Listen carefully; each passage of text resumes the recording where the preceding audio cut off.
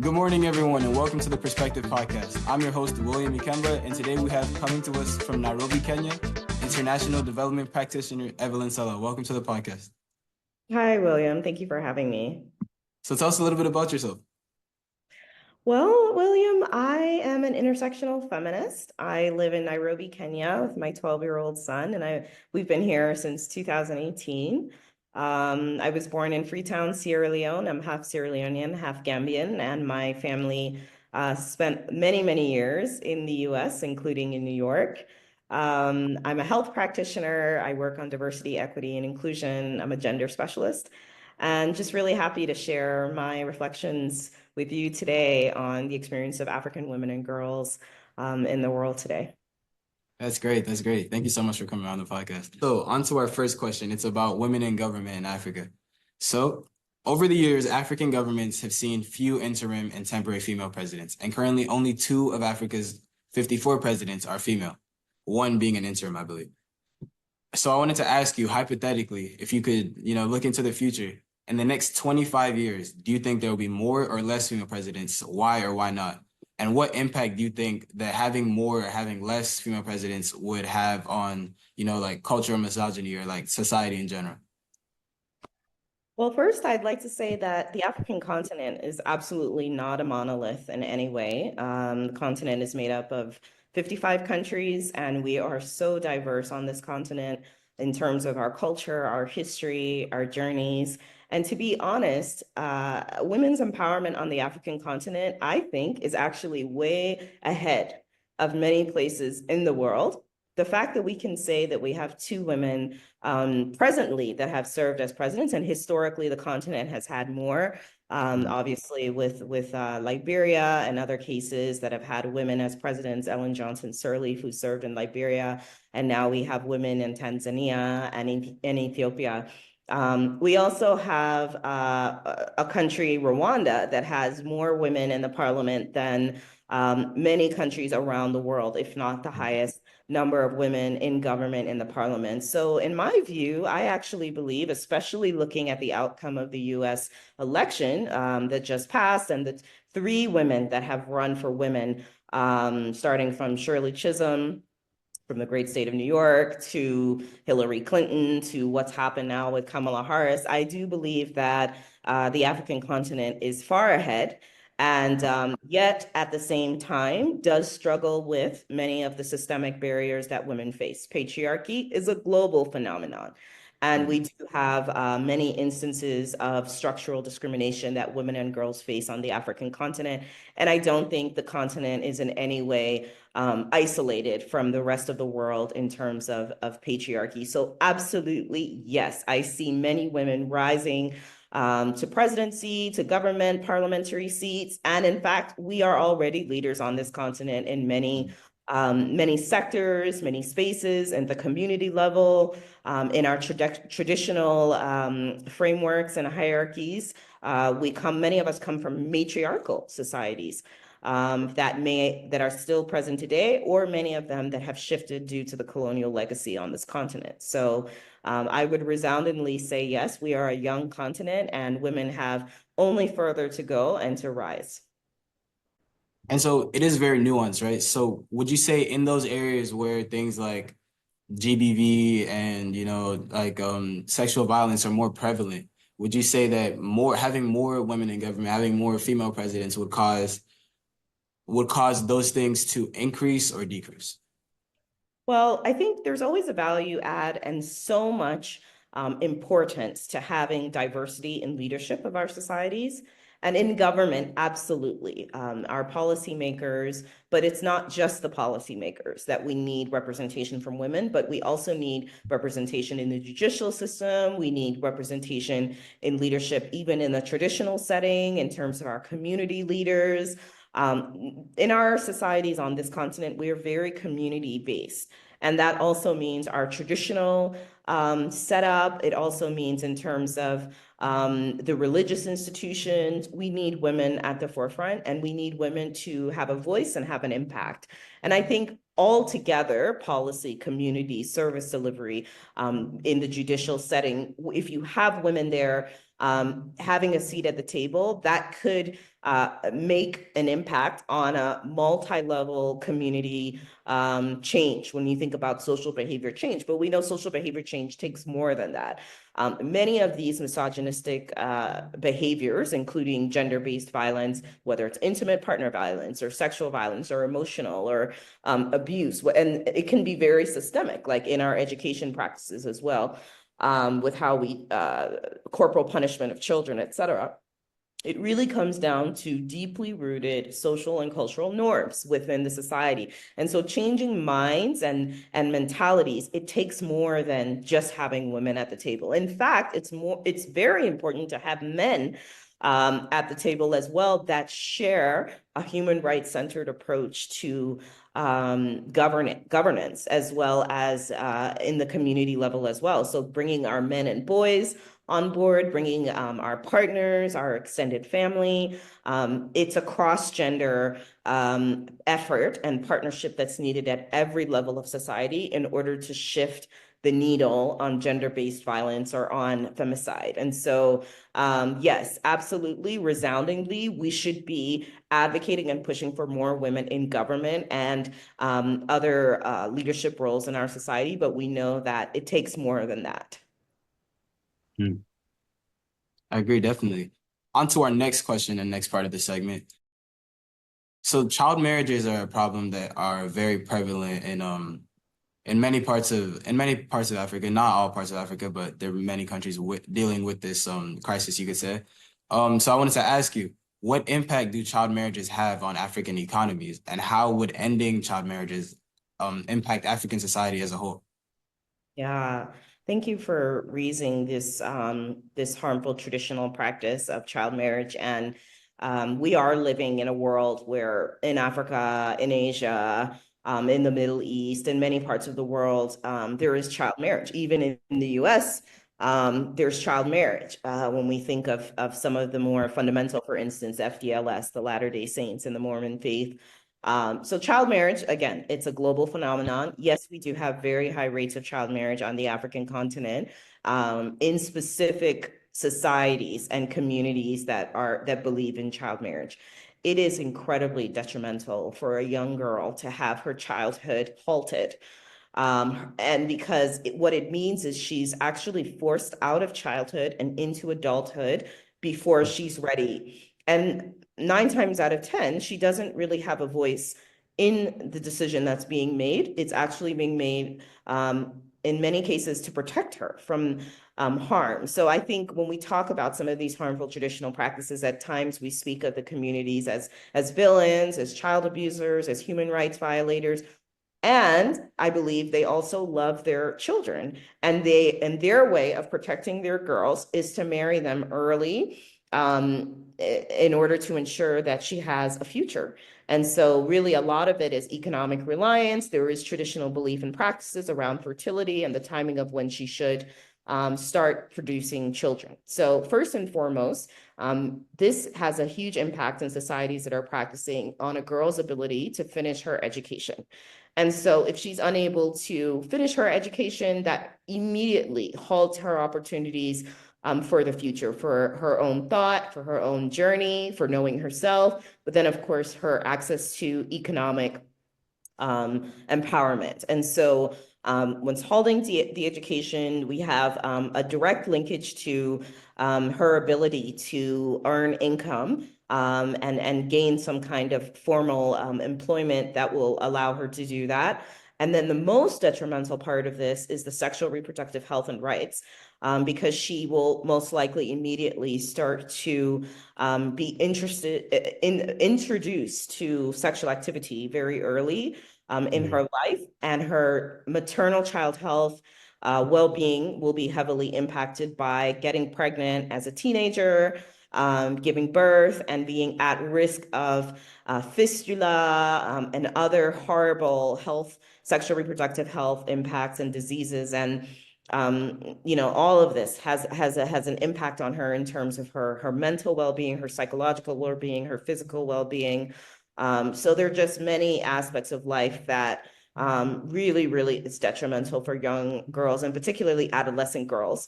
once they are introduced to an adult's life through marriage. In addition to that, her children are impacted, in fact, by generations, by a mother not having a certain level of education, or whether it's literacy or just the opportunity to earn income. It also impacts her children. So it's really a multi-generational effect, and there's a lot of evidence and data on this piece.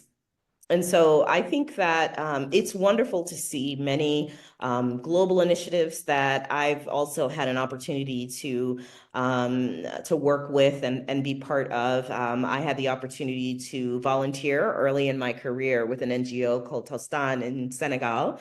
That is leading local language education programs to eliminate female genital cutting as well as child marriage. And these two practices are in many societies hand in hand. As well as I've had the opportunity to consult with UNICEF in the gender section on the UNICEF UNFPA joint program to end child marriage. And I think many of these global initiatives have really made a dent in the community's choice as well to abandon these practices and find other pathways and ways to really protect their girls and also empower their entire families and communities. For our next question, I wanted to ask you about teenage pregnancy and the impact on that on young women and girls.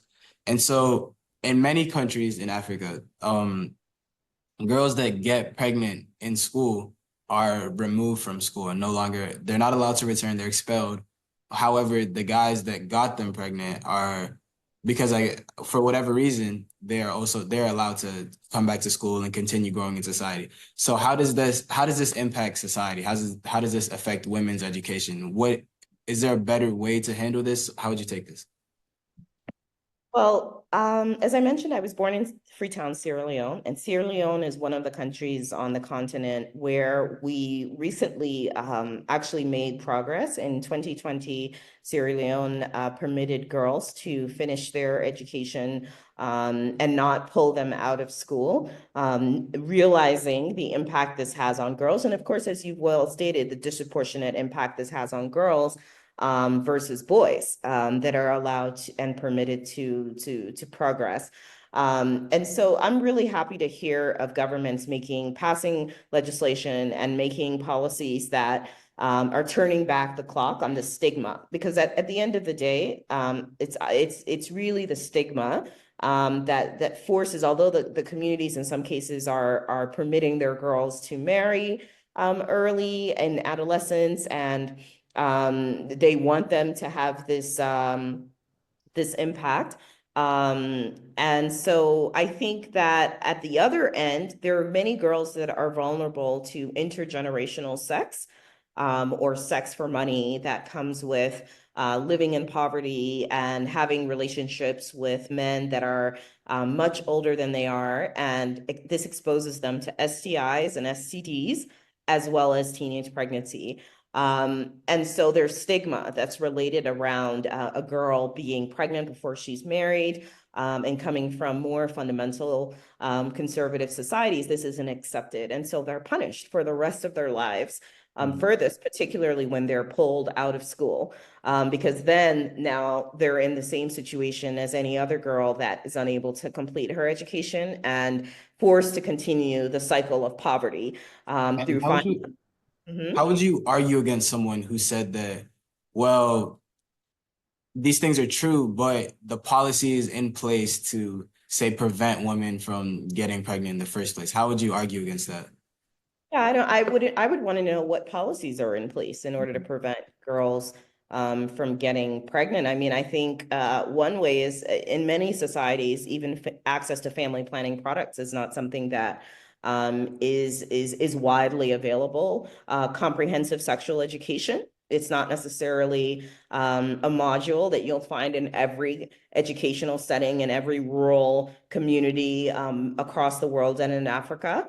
In addition to that, there's social and cultural stigma to sex or having conversations about sex with adolescents. And that's just a cultural part of where we come from as a people. So I would absolutely question what policies could be in place to prevent young girls from getting pregnant. I think that there are mass comprehensive sexual education programs that are now being rolled out in the last few decades around the world, but I still think that we have a long way to go. Getting access to those products is another thing. Getting access to healthcare centers where there aren't harmful attitudes from healthcare workers in terms of looking at an adolescent that is coming in to get more information in terms of family planning or sexual reproductive health and rights. That's still a work in progress. And again, that comes down to the cultural and the social norms. So that's what I would argue. I would say that, there really isn't much in the policy space, and there's so many governments that are anti young girls and adolescents having access to education, to family planning products, to even a skilled birth attendant for adolescents in many communities is not available, which inevitably increases their maternal mortality rates, increases infant mortality rates. And so it's really just a cycle that's harmful in so many different facets of life, and why we should continue fighting very hard to ensure that young women, that teenagers, that adolescents are not forced into motherhood prior to their bodies being ready and prior to them completing their education and having opportunities to build a life for their children. If there are less childhood marriages, or if women are allowed to come back to school, get an education, and make money, how would that impact the rest of Africa? How would that impact like the economy or things like the GDP of Africa, the development of Africa? How do you think that would impact that? I think the World Bank has done some really excellent studies, particularly on the impact of the household or of a community when mothers have economic empowerment and financial empowerment. So that is really the intergenerational impact to the continent itself. As women are empowered, as women have access to financial inclusion and opportunities for growth, they're able to invest that in their children, in their household, and that inevitably impacts the entire society and the entire community. I don't have those numbers in front of me, but I know that there's been some really rich analysis on even being able to quantify currency-wise the impact on a household and what women can do, what women's empowerment can do for a household that has an impact on the community, the society, and the GDP. So we do see concrete evidence to this end. And so, yeah, I would definitely encourage all your listeners to pull in some of this, and maybe I can share some of those reports with you. I know there are a lot of financial inclusion institutions that do so much work at the community level with women and empowering women, and they can also share the concrete data to this end. So we know it's a fact, and we are able to also know because there's been community impacts from many of these initiatives. Yeah, that's great. That's great. And so on to our next question. We often hear when we talk about, well, why is there, a femicide? Why is there a GBV? Why, genital mutilation? We hear that like a lot of the response is that there is cultural misogyny. So I wanted to ask you, do you believe that Africa is dealing with, or countries in Africa, specific countries in Africa, are dealing with cultural misogyny? And do you think those things are systemic or more cultural? And also I wanted to ask you a follow-up question with that is, how, if you believe that there is cultural misogyny, what are some ways these practices are made acceptable? So I would actually separate the two. So female genital cutting, it's a traditional practice that actually dates back to the Egyptian civilization. All the ethnic groups that are coming from Egypt are the ones that have carried this practice with them throughout the world, but on the African continent. And I'm so glad I've had the opportunity to work in communities and partner and hear their voices as they speak of this practice and why it exists. So similar to child marriage, it's a practice that many communities are doing in order to protect their girls, in order to ensure that they'll have the opportunity to be accepted in their society. It's in their belief practice. And many of those that are pushing for the practice are women, are grandmothers, and many of the cutters are women. And so I think that also speaks to the complexity of misogyny, that misogyny, when we use that word misogyny, it sounds more of a hate towards women. It's about hatred. But many of these traditional practices are not intentionally because people hate their girls. They're actually a mark in order to bring them closer to their community and to set up their future. So I'm not sure if I would use the word misogyny with female genital cutting. Now, what we know is the practice is incredibly harmful. We know that it has an impact on the future of the girl. We know it has a physical impact on her maternal child health outcomes and increases maternal mortality. We know that she struggles for all of her life due to the impact of being circumcised in terms of ulcers, in terms of hemorrhaging, in terms of pain, in terms of it's just a lifelong scar that is something that physically, psychologically, in every way impacts our girls. It is a practice that's so deeply rooted in our communities that we have to use a multiple prong approach in order to eliminate it. And so that's what the world has been able to do. And the practice has reduced in Africa. The practice has reduced and continues to reduce. So we're seeing rates of FGC going down, and I use the word female genital cutting to respect the communities that are practicing it. And to speak in their voice. And so I think it's important for communities themselves to also come to the place where they realize, oh, I didn't know that my daughter died from this practice. I assumed it was something else, an illness. And then finding out that in fact there's a health impact to it. I think many communities are shocked by that.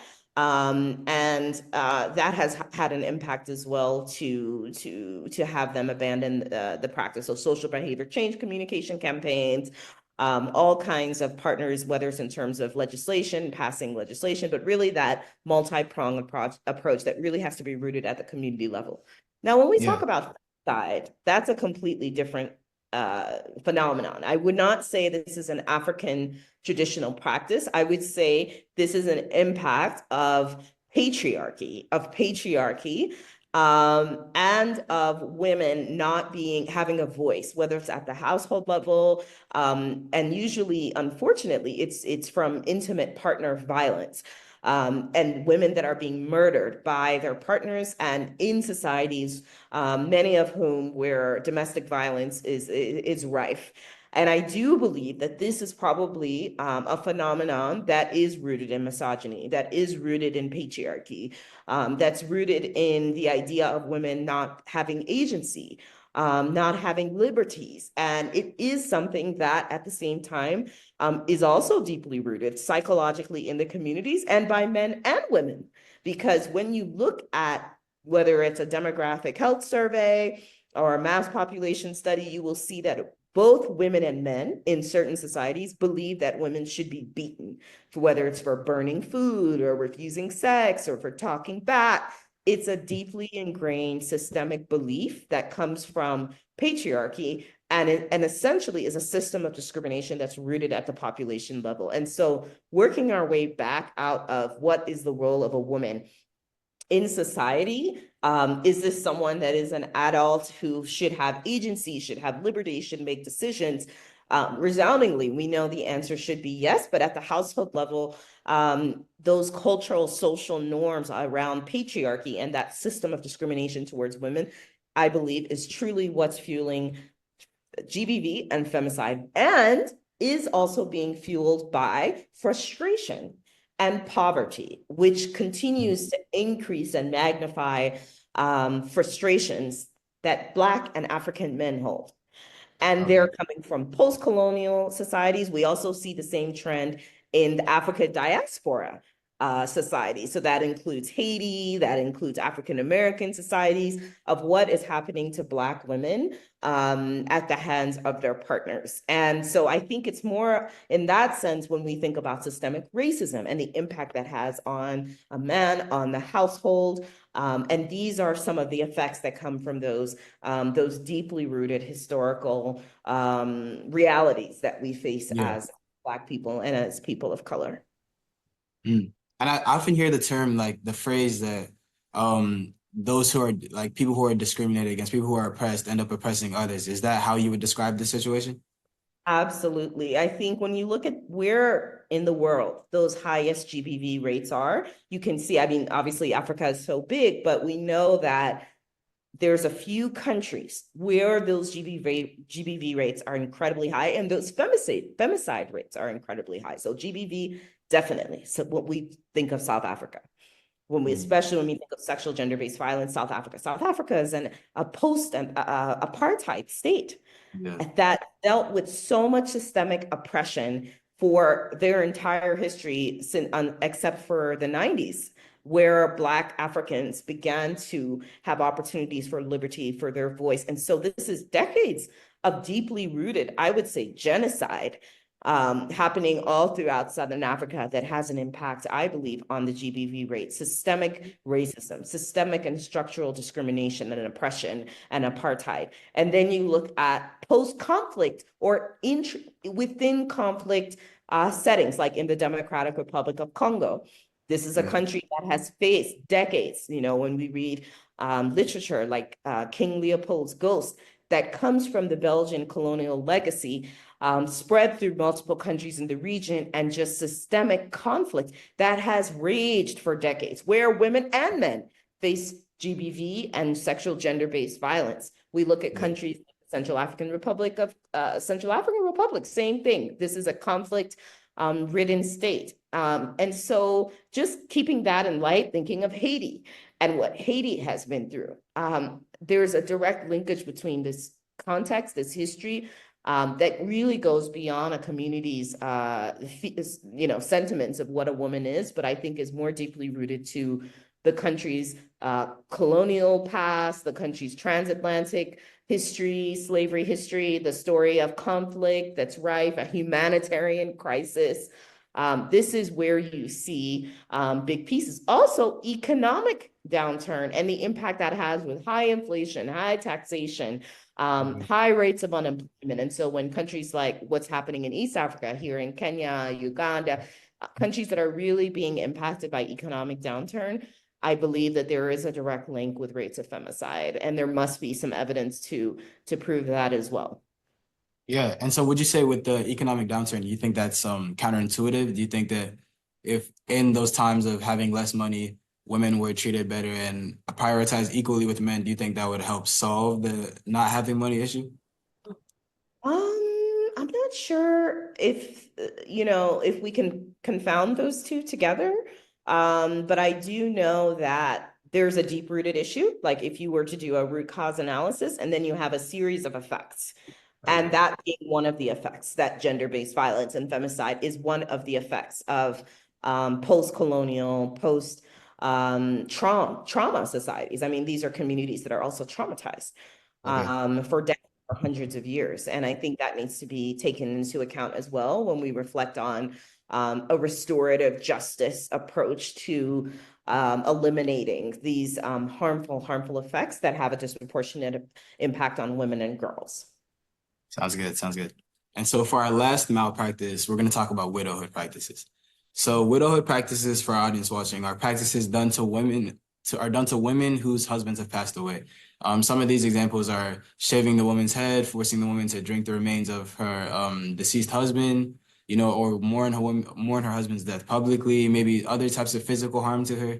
And so I wanted to ask you, what do you think that these practices say about society's view and value of a woman? And does that show that women, how does that describe the value of women in Africa?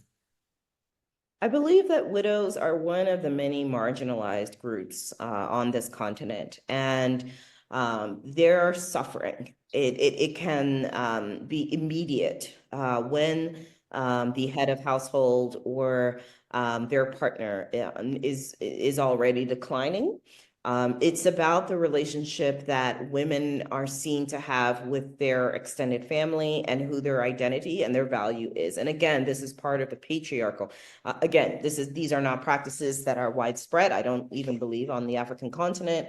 But in these communities that have these practices, the idea is it's really rooted that your value is attached to this man, and your children, they belong to the man and his family.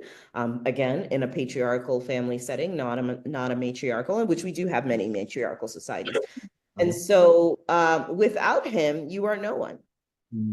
You are nothing. Even the land rights for women. This is a very big issue in the African judicial space, fighting for the rights of women and land rights, especially widows. We still have a long way to go with this. And so at the end of the day, a woman's value is really seen as she's only valuable depending on if her man is alive and well, that this is her status. And I think, even with marriage comes status, and women that are unmarried face discrimination and exclusion in society. And so I would like to believe that many of these practices are reducing, just like FGM, just like child marriage over time. And that we can allow widows the dignity they deserve.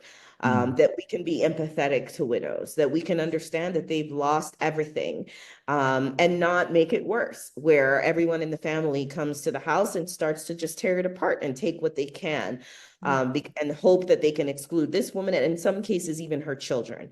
And so I think that there are many, many initiatives on the continent that are fighting for widows' rights, that are fighting for women who have been excluded and thrown out of their families. Many of them, for instance, in Ghana and in many places in West Africa, we have women that once they become a widow, she also now she's been deemed a witch. And they even have camps of witches, with that they say these women are witches. These women are witches for one reason or another. And it's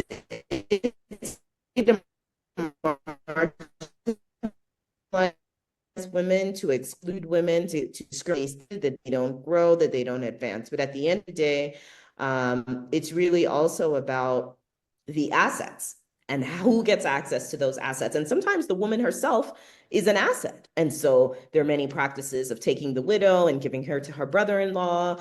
And now she's a wife of his household. And the impact that has on fueling HIV/AIDS and other realities. And so at the end of the day, there are many marginalized women and girls on this continent, widows being one, adolescent girls being others, people living with HIV/AIDS, our transactional sex workers.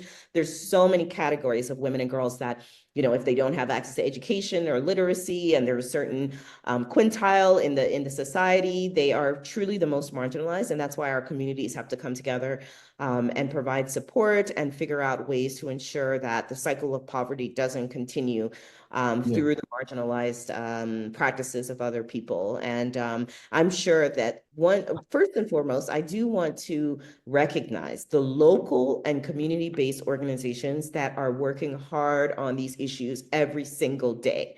And if I could say loud and clear, it would be wonderful for all of the donors, whether they're international donors, African or diaspora donors, and the trust-based philanthropists out there, that they would essentially ensure that the funding to bring progress, bring development that's sustainable to this continent belongs in the hands of the local partners, belongs in the hand of the women who are leading these organizations, the communities that are leading these organizations. That's where the resources and the funding belongs. And so I think that my call to action also is for the African diaspora, many of us that are immigrants that have had the opportunity to see the world and have progress in education elsewhere, to come back home and invest in our own local communities, our own local partners.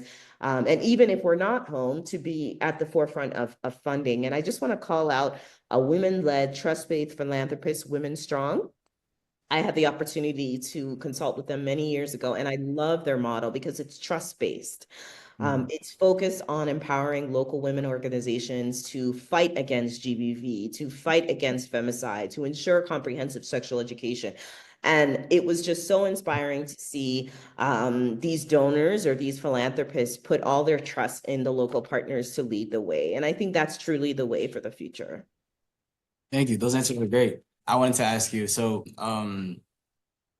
would you say that you think that women's rights have progressed greatly and that they also need greater progression, greater attention? Like, would you say it's at a good point and it can get better? Is that how you see it? Or would you say it's at a pretty bad point and it needs to get a lot better?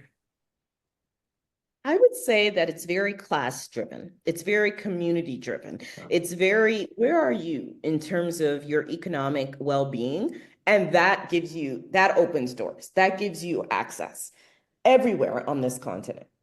And so class and urban versus rural setting, I think, determines progress. And so really the question is, what can we do to ensure that women who are in rural settings, who don't have the access of education that others may, or are marginalized because they're a transactional sex worker, they're an adolescent, who's married, who's also someone that has, been subjected to FGM, who lives in these contexts. How do we ensure that these most marginalized women and girls have access to the very same human right privileges that those that do have access to education, that are of a certain social and class strata, have? And so this is how I would frame the situation. We have a long way to go on the African continent and around the world in terms of empowering women and girls.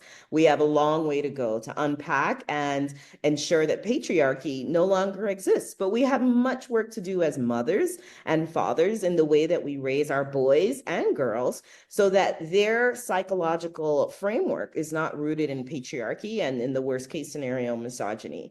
And so I think that it's very clear, and I come back to the US context and what's happened in this US election, and that shows us just how deep and how far wide this patriarchal belief system goes, and that it is absolutely not an African phenomenon. But at the same time, I think that the African continent still has a ways to go in order to empower women and girls, in order to ensure everyone has access to education, healthcare, land rights, that we reduce our rates of GBV, that we reduce our rates of femicide, that even those that are most excluded and marginalized, LGBTQ plus communities, widows, transactional sex workers, how are we ensuring people that are living with HIV/AIDS have access to treatment, to care? How are we ensuring that we're not making communities even more marginalized, even more excluded? I think that we still have a long ways to go. Thank you. Well, thank you so much for sharing so much knowledge today. I learned a lot from you. You're very well educated on this subject. I really appreciate your time and for sharing knowledge today. I really liked what you said about going, people who have gone abroad from Africa and coming back and making a change. I'm really big about that myself. So thank you so much. It was great to have you on the podcast. Well, Karibu Kenya, as they say here, welcome to Kenya. You're always welcome to come in and visit us. And I wish you all the best with this wonderful podcast. Thank you for having me as your guest.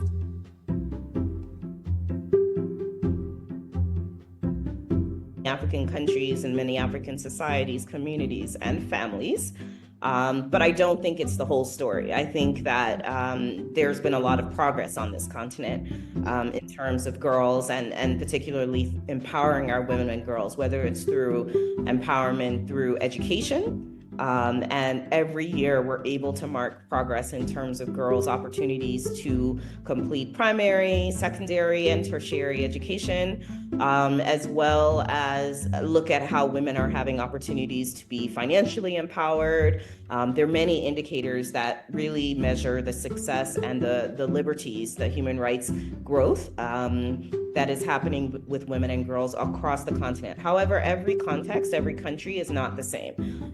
In certain contexts, you'll see higher rates of gender-based violence. You'll see higher rates of illiteracy. You have to also take a look at the rural versus urban settings on the continent, and just many other factors like how instability and conflict can actually increase risk to women and girls, whether it's through gender-based violence in emergency settings, or an increase of harmful traditional practices like child marriage, and just sexual violence and femicide that the continent also, in certain respects, has dealt with as well. So I would say misogyny is a global phenomenon.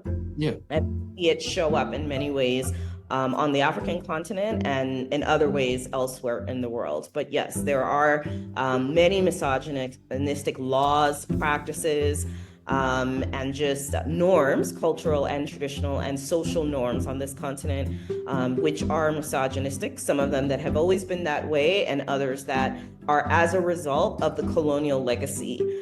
So what do I mean by that? I'm talking about matriarchal societies where women played roles as king, like in the Woman King, and in some cases, like in the Kingdom of Benin, that still is. But in other contexts, those leadership opportunities no longer exist, whether it's the opportunity to be a chief or the opportunity to own land, and in those traditional areas, as a result of European colonialism of this continent, our traditional belief systems, our traditional norms shifted to align with Victorianism or other Western beliefs and practices that shifted societies and made them misogynistic in many ways, which hamper the empowerment and the human rights of women and girls on the continent. Kenya is a rising star on the African continent. It is one of our largest, most developed countries on the African continent, and there are many strong women in this country at every level of society, in government, in parliament, even at the community level. We even have villages in Kenya that are run by structures of women in the traditional sense. And so this is definitely, I don't think you can say that any African country can say women do not own property. It would be really hard for me to believe that there is a single one, but there are countries that have more difficult legislation and judicial environments that give rights to women and land, and there are struggles there in terms of who has access to the land, whether it's within a marriage, within a community. So I think it would be really nice for you to spend some time maybe with some women who are in the judicial space in Kenya, who can tell you the differences between where are there challenges with women's land rights in Kenya. I myself, even as a non-Kenyan, as can you, can come to Kenya and own property. So this is a country that is, it's very open to investment, very open to leadership. And I think there's so many powerful Kenyan women here in this space that own property, that own land, and have rights. At the same time, there are many women that do not have rights in Kenya to own land, to have property. And so really unpacking that feeling of, okay, who is most marginalized in Kenya, and how can we ensure that those women have access to land rights?